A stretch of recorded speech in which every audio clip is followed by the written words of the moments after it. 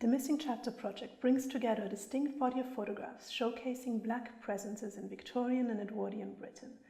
These photographic portraits represent the diverse experiences and professional lives of 19th century migrants in Britain, from visiting performers, politicians, dignitaries, royalty and missionaries, as well as many as yet unidentified individuals, some of them born and bred in Britain, prior to the arrival of the Empire Windrush in 1948.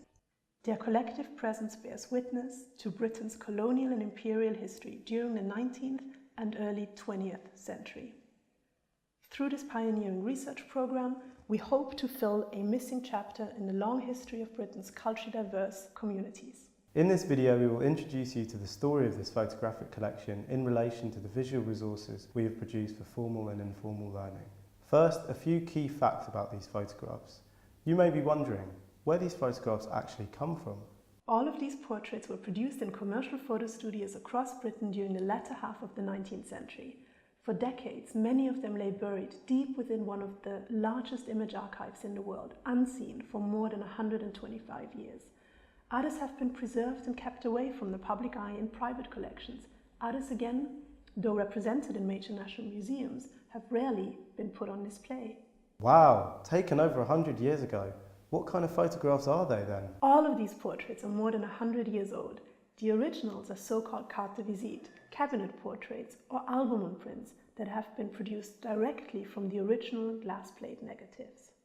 Carte de visite and cabinet portraits are thin paper photographs mounted on card.